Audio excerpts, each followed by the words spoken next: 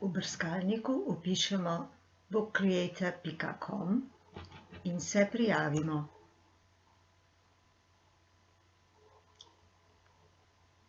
Prijavimo se najbolje z Googlom, sicer pa, če uporabljate tudi Office 365, tudi s temle. Torej, prijavimo se s Googlom.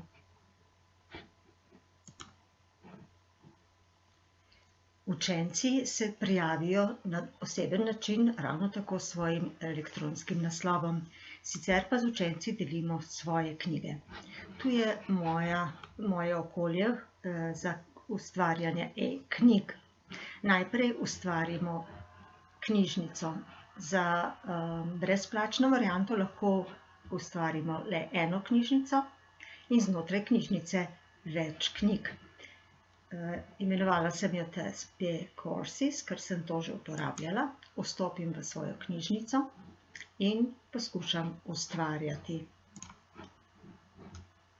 Ustvarila bom novo knjigo. Kliknem na tale svinčnik in pazim stran in odprejo se mi možnosti. Cover je naslovnica. To sem lahko storila, ker sem to že prej vključila. Če ste vi kot začetniki začeli, pa boste kliknili na New Book, nova knjiga, in pojavijo se nam 6 možnosti. Prva je pokončna, kvadrat in široko polje. Spodaj so enake oblike, vendar so v obliki stripa. Tu lahko uporabljate različne slike, napise in podobno. Za resnejšo knjigo uporabljamo te 3 oblike. Najpogostejša je tale portrait, pokončna oblika. Square se ponavadi uporablja za kakšne vsebine, za predstavitve, in landscape za plakate. Nekako plakate, lahko pa se sami odločate. Zbrala bom portrait.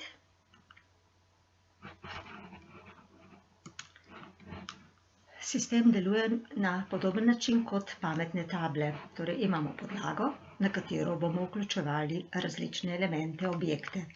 Kje jih bomo našli? Vse aktivnosti, ki so pomembne za nas, so tukaj v desnem kotu. Plus pomeni, da bomo nekaj prinesli na stran, in sicer to je vsa multimedija, ki je mogoča. Lahko jo uvažamo iz računalnika, lahko posnamemo s kamero, če delamo z tablico ali telefonom. Lahko nekaj narišemo, napišemo in se snemamo. Pa bomo poiskali eno sliko in jo bomo izbrali iz našega računalnika. Recimo tole. Odpremo. Slika se naloži in je v sredini polja. S klikom na sliko se objekt obarva modro s 4 pikicami. Takrat lahko objekt premikamo in ga spreminjamo. No, zdaj bomo spoznali drugi gumbek na desni strani. Če označimo objekt in kliknemo na I, to je inšpektor, ali jaz mu rečem informacije, potem bom o tej sliki dobila različne informacije.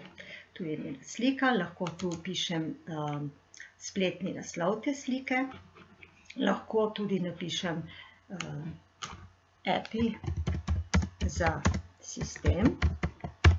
To so seznam appov, ki jih lahko uporabljam. In s tem sem določila, lahko jo tudi izbrišem, značilnosti ali posebnosti te slike. Pa vključimo zdaj besedilo. Pri besedilu moramo pojasniti, da je urejevalnik zelo enostaven.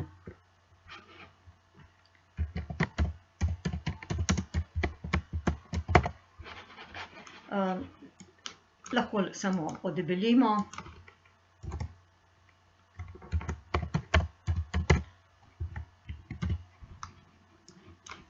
Lahko naredimo po strani, lahko podpišemo, karkoli.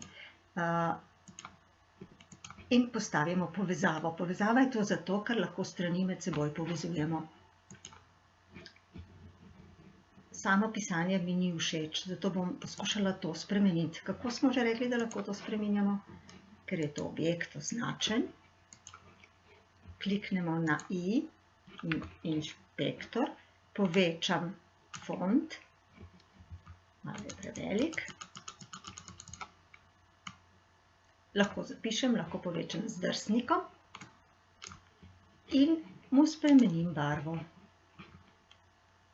Recimo zeleno barve, ampak rajši temno-zelena barva. Spremenimo lahko tudi font, okolje in senčenje. Zbrisala mu bom tako na obliko. Če bi se to dvoje prekrivalo in želim, da se skrije, potem bom šla zopet na informacijo in tukaj spodaj, move to back or to front, bom spreminjala položaj. Se pravi, če imam sliko in bom hotela spremeniti položaj, bom takole prikrila besedilo. Tu se igramo. In zadnja informacija, če na področju strani nimamo nič označenega, lahko določamo tudi značilnosti strani. Se pravi, kakšne barve naj bo stran.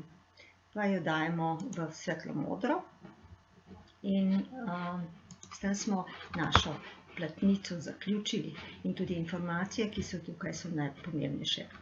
Zadnji gumbek pa je tu gumbek pregledovalnik, če želim pogledati, kako naša knjiga izgleda. Ko odprem pregledovalnik, seveda lahko listam s tem puščicami, lahko imam z njo predstavitev, lahko knjigo delim z ostalimi, lahko določam spremembe ali knjigo preberem. To je v bistvu vse, kar je pomembnega za izdelavo dobre e-knjige s pomočjo Book Creatorja. Želim vam uspešno delo.